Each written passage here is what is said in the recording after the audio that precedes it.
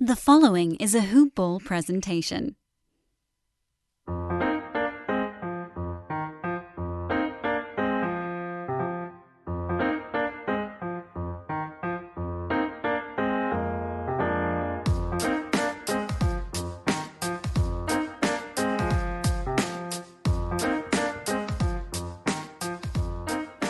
Hoop Ballers! Welcome back to another episode and another edition of Today in Sports Betting. I am your host, Devin Ellington. We're at DALE007 on Twitter. Don't forget to follow the guys and the rest of the team over at Hoop Ball Gaming. Got some really great plays in the wager pass already from Jonathan Martinez with some player props, some home run dinger plays. Then we got some awesome Summer League action being handicapped by our guy Adam. Make sure to check those two fine fellas out over at hoop-ball.com under the wager pass. Check out the membership loyalty program while you are there. And then there's also a bunch of good free content for you to check out.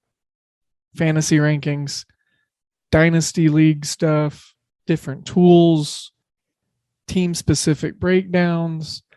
We got bunches of free podcasts. We got a podcast right now that breaks down every little bit of Summer League action. So that's very exciting. It's what we got going on. We're under 20 days until college football. You still got promo codes you can use over at manscaped.com. That's going to be hoopball20. And then mybookie.ag is just going to be hoopball. Today is going to be a little bit of a rapid fire day. I'm going to get into some MLB action. I've got a limited personal card, and I'm going to be looking to break down a little bit of stuff. And I like some first five lines tonight. We got some teams to fade, some pitchers to fade. It's hashtag fade Hap day. And his second start with the Cardinals, even though they're playing the Pirates. Still looking to fade him. Still looking to fade him. Speaking of teams and pitchers to fade, let's start with Baltimore. Keegan Aiken, a lefty, 0-5 on the year, 7.67 ERA. Real tough job he's got in front of him going against this Detroit Tigers team. Detroit's been one of the better, most hot teams in the MLB over the last month. Casey Mize is starting for them. Very dominant right-handed pitcher. Long story short here is that Detroit does really well against left-handed pitching. Keegan Aiken is terrible. We got 88 miles. Man, I always do this when I do my meteorology report. Humid and partly cloudy at 88 degrees. Wind is blowing 11 miles per hour to left field. So look for our pool righties to have a good day. Really like Jonathan Scope today. Really like Robbie Grossman against lefties. Miggy Cabrera and Derek Hill are my left-handed Tiger darlings. I love seeing them go against lefties. Well, look, I mean, it's Detroit or nothing in this one, and you can get yourself a double result, or you can just, play two different bets at minus 110 for the first five.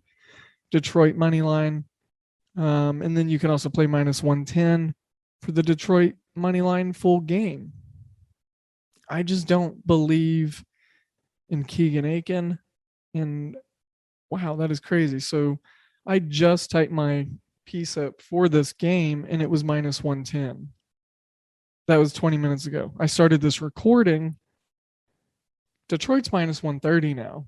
So this thing is on the move. I think there will probably be a little bit more better value in the minus 1.5 run line at plus 115, especially with the way that this line is moving. It could be minus 160 whenever we hit closing bell. Just really love this Detroit team tonight. Let's talk about St. Louis and Pittsburgh real quick. And if you are hearing a little bit of an extra echo, I am makeshifting this recording out in the garage as the baby sleeps. We have had a very long day with doctor's appointments today, and mom and dad are tired and baby's tired, and I'm recording in the hot garage. So really enjoy each and every one of you guys listening right now. So new listeners, thank you so much. Older listeners, You know the drill. So really appreciate you all. Hope y'all are having a great week so far. So we got J.A. Happ on the mound. Stephen Brault pitching for the Pirates. Brault has actually been on the shelf for the Pirates. He has made one start, if I remember right. He looked good last time out after being out for so long. Brian Reynolds hits 342 against lefties. And that's honestly about it. We have three guys under the Mendoza line: Kevin Newman, John Nagowski, and Gregor Polanco. So conflicting data in this one. We love to fade Happ. Fading Happ is just what we do. It makes a lot of sense. If I'm looking at anything here, I think that the full game under is in play, 9.5, because Tyler O'Neill's now out for the Cardinals. And, they got a couple guys that hit lefties good. They hit them all right. But overall, not too impressive. Not too impressive. Now, on top of my echo, you're probably hearing all three dogs freak out in the house because they hear me in the garage. So it's just a fun-filled side noise show today. So please don't mind. But yeah, Pittsburgh in the first 5 on that run line, getting plus half a run, I think that's some good stuff. I think that's good value. Pittsburgh plus 1.5 on the run line for the full game. It's got some juice at minus 135, but it's something that I like because, well, Happ is bad. Happ is bad. Okay, I'm going to be really, really, really brief. Look, I'm not talking about the doubleheader games. That's something that I'm going to leave off the card. I am looking to make it a kind of turbo episode today. I'm not really interested in talking about the let's see, there's a few games where I'm just, the doubleheaders. Miami, San Diego, we went 1-1 on our picks on that game last night. Texas, Seattle. Like, I'm on the East Coast right now. This is a 10-10 game. I'm probably going to be asleep by the time this game gets going. Kobe Allard, Logan Gilbert. Look, Seattle at home against a lefty. I think that they're in a good spot there. But again, not diving too deep into it. Not going to be talking about New York and Kansas City, Arizona and San Fran's off my card, Cincinnati, Atlanta. This is a series that's starting up down in Atlanta. I'm actually going to be going to the game tomorrow night with Wade Miley and Tiki Toussaint pitching. So I'm very excited for that one. Sonny Gray has not been Sonny Gray this year. I will just say that. But the Reds are going against Drew Smiley, who I always like to fade. But again, I'm going to leave that card off, or game off my card. Oakland and Cleveland, I don't know what to make of this one right now. Sean Manaea might be hitting some negative regression. He hit the wall in his last start. Tristan McKenzie's been pitching really good lately. And I don't know what to make on the total. I want to lean under, but yet the line movement has shifted it upward by a full run. So line movement on that's being really weird. Washington, New York Mets, get out of here, take that garbage to the curb. I don't want none of that. I don't like the NL East, and I really just am not a fan of betting on it. Max Scherzer, Aaron Nola, what a matchup between the Dodgers and the Phillies. Scherzer making his second start. Again, look, this is a weird Phillies team that I don't like to get involved in with too much. The Dodgers still working in a new shiny toy in Max Scherzer. Okay, now I can talk about everything else that I have plays on. So we've covered St. Louis and Pittsburgh, Detroit, and Baltimore. I want to move on to Tampa Bay and Boston. Luis Patino, the righty, 4.42 ERA going against Eduardo Rodriguez, who is 8-6 on the year somehow. I don't understand. He's a lefty, 5.33 ERA. Rays and Red Sox, they got this crucial AL East series starting tonight in Fenway. And look, first place is online. And Tampa Bay just swept the Red Sox in Tampa Bay in their last series.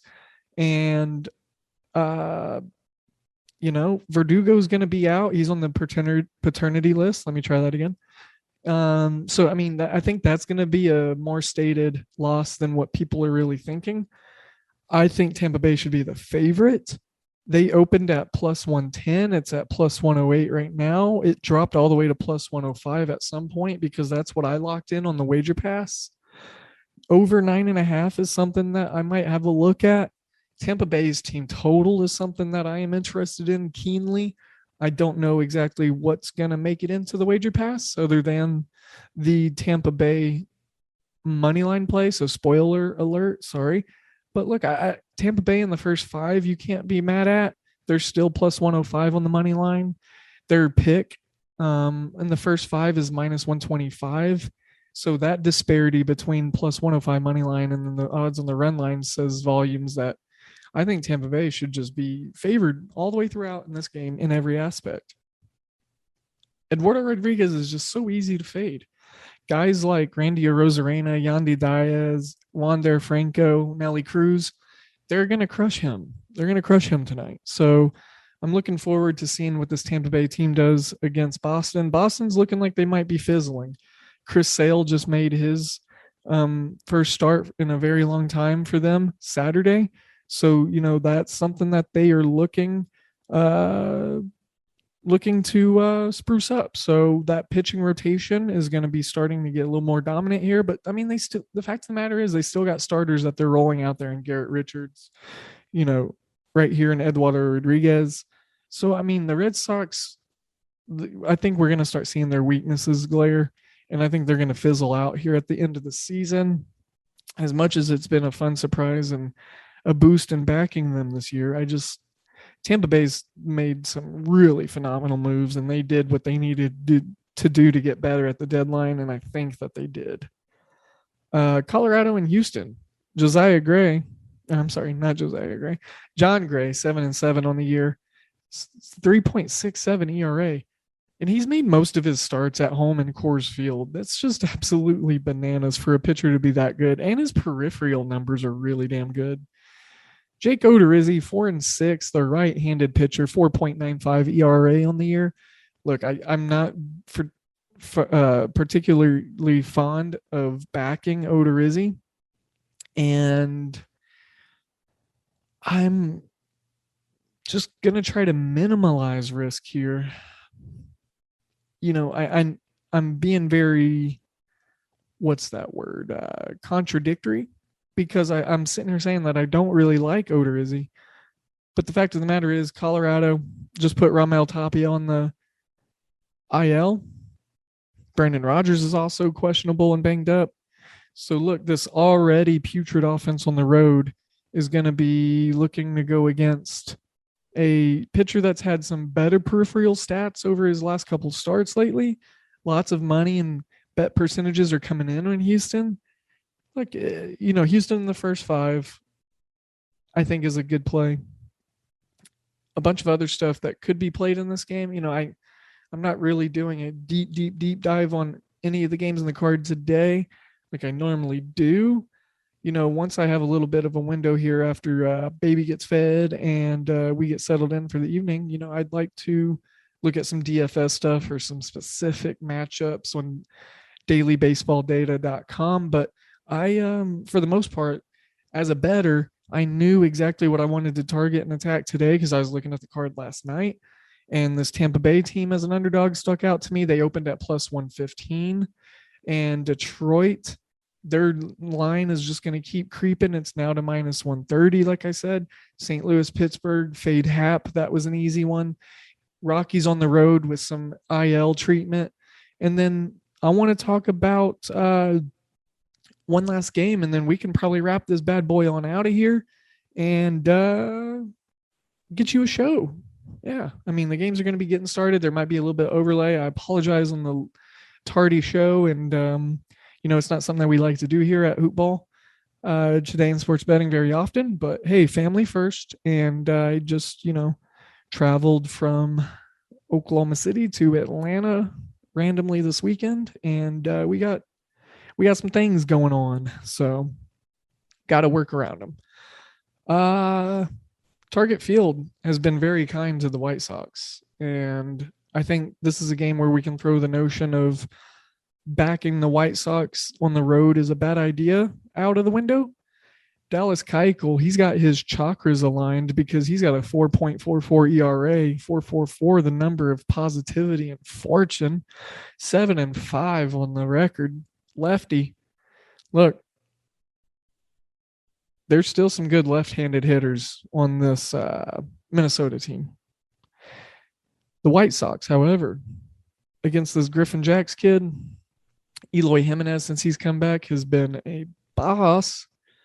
And Brian Goodwin, really, really, really just a Swiss Army knife guy that I've talked about the last like two shows, I think, whenever I talk about the White Sox. Look, I think the White Sox here are a heavy, heavy, heavy, good, just value-based play to have. I really like the over 10.5. Double digits is where it's going to be. Griffin Jacks, if you didn't watch his last start, I would recommend checking it out. Look at his box score. You know, when Minnesota has a bullpen game, it's bad news. So, bad news Bears. Shout out Billy Bob Thornton. Just had a friend got to get a picture with him in Kansas City, of all places. So, kind of jealous about that. I think it'd be cool to meet him. Back to baseball. Look, the White Sox, look, their team total's 5.5. That's something that I'm going to put my half unit on. I believe that that's got a lot of good value on it because I think they get 6 or 7 runs. They scored 11 last night by themselves. This Minnesota bullpen ain't getting any better. Over 5.5 in the first 5 is at minus 120 shading. Just pointing that out to kind of mark what the lines are saying. Minus 135 for the White Sox first 5 money line. So overall, minus 155 on the full game money line is not a bad juicing at all. Sometimes we need a juice cleanse. So I think I might recommend throwing in the White Sox into a couple of different 2-leggers, maybe a 3-leg parlay to have a little fun, pizza parlay, 10.5, and then the Chicago or over 10.5 Chicago White Sox money line. If you want a SGP, same game parlay, I think that offers a little bit of value. So if I plug it in right now and I look and see at the odds, you're probably going to get, it's going to be plus $2, $2.15 probably in most spots. So I think that's some really good value. Really good value. We already got one Chicago White Sox parlay in the wager pass, so I won't be putting mine in the wager pass, but I think if we did that as personal plays and you tailed me and we had a little fun betting tonight, then, I think that'd be cool. I think that'd be awesome. So the wind's blowing out, 87 degrees, clear skies, Target Field. Expect runs. So, all right, hoop ballers. With that being said, looks like I got a baby that has a lot of movement on the monitor. So she's starting to shake away the sleepies. I think it's time to get some food in that belly. Yeah. So I'm going to be taking care of that. You get the show edited and out for y'all so that way we can listen to it before the games start. And hopefully I get you good, helpful betting advice. A lot of attention on Minnesota tonight, though, so I am kind of nervous about that last one, I will say. It's good to have nerves, though. It means that you're expecting good things. So, Ubalas, I really, really appreciate it. Like I said, please do not forget those 5-star reviews on Apple Podcasts. If you would, just go search Today in Sports Betting there. Leave that 5-star review. It helps with the algorithm, helps us get into the top 10. We're definitely currently top 15. We're one of the top sports betting shows on Spotify. If you type in sports betting, I think we're the second or third option. And to me, that's very surreal.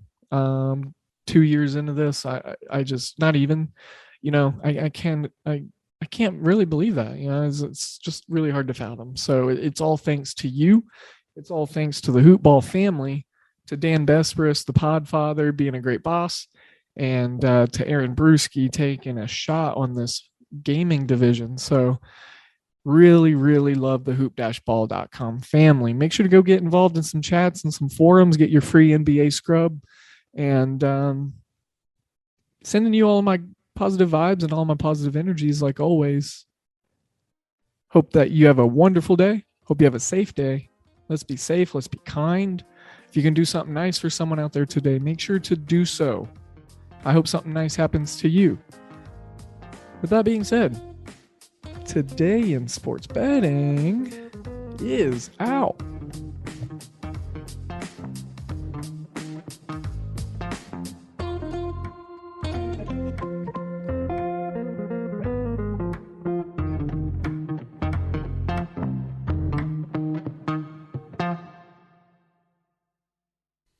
This has been a Hoop Ball presentation.